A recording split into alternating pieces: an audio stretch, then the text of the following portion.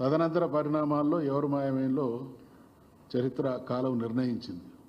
అదే రకంగా ఇంకొక పెద్ద మనిషి ముఖ్యమంత్రిగా ఉండి పట్టుమని 10 సీట్లు గెలవలేదు, తలకాయ ఎక్కడ పెట్టుకుంటారు అని అన్నారు.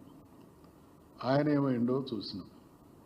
తెలంగాణ ప్రజల ఆకాంక్షలకు, ఆవేదనకు, తెలంగాణ ప్రజల ఆత్మగౌరవానికి ప్రతీక అయినటువంటి ఈ పార్టీ తెలంగాణ ప్రజలున్నంత వరకు, జాతి ఉన్నంత వరకు తెలంగాణ ప్రజల కోసం కొట్లాడుతూనే ఉంటుంది, బతికే ఉంటుంది. ఇవాళ సత్యనపాం అంటున్నావు కదా, రేవంత్ రెడ్డికి మేము సవాలు విసురుతా ఉన్నాం. అయ్యా, మా పార్టీకి సంబంధించినటువంటి ఎమ్మెల్యేలను లాక్కున్నావు కదా, నీ ప్రభుత్వంలో పదవులు ఇచ్చినావు కదా, నీకు దమ్ముంటే ఇది సచ్చిన పామో బతికిన పామో చంపే పామో తేలాలంటే ఆ ఎమ్మెల్యేలతోని రాజీనామా చేయించి ఎన్నికలకు రా, ఎవరేందో ప్రజలు తెలుస్తారు. బీఆర్ఎస్ పార్టీ తేల్చుకోవడానికి సిద్ధంగా ఉన్నదనేటువంటి విషయాన్ని గుర్తు చేస్తూ ఉన్నాం.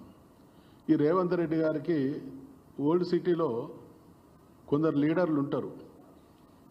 ఆడ ఏ పార్టీ మీటింగ్ పెట్టినా కూడా వాళ్ళే మాట్లాడతారు. ఇవాళ కాంగ్రెస్ పార్టీ తరఫున మాట్లాడతారు, రేపు ఇంకో పార్టీ తరఫున మాట్లాడతారు, ఆ తర్వాత బీఆర్ఎస్ తరఫున మాట్లాడతారు, ఇంకో వాటిని అద్దెమైకలు అంటారు. ఇవాళ రేవంత్ రెడ్డి కూడా పక్క అద్దెమైక్ అంటే ఏం భిన్నం కాదు. ఎందుకు ఈ మాట అనాల్సి వస్తుంది అని అంటే, నిన్న సోనియా గాంధీ గారి విషయంలో మేమట మోసం చేసినామట, ఆయనట ఆ అమ్మను కాపాడడానికి త్యాగం చేసినటువంటి బిడ్డ అనేటువంటి కోణంలో చెప్తా ఉన్నాం. సోనియమ్మను మీరు అన్నటువంటి మాటలు ప్రజలు ఇంకా మర్చిపోలేదు.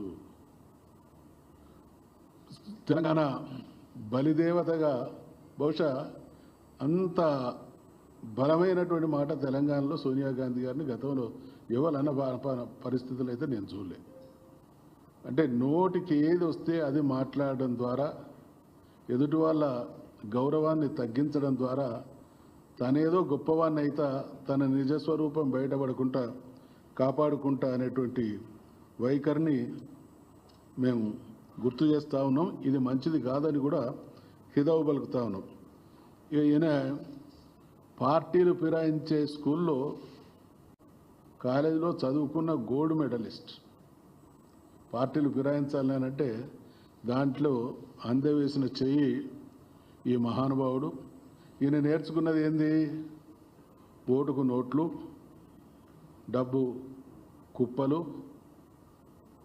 ఢిల్లీకి కప్పం కట్టడాలు, అంతే తప్ప ప్రజల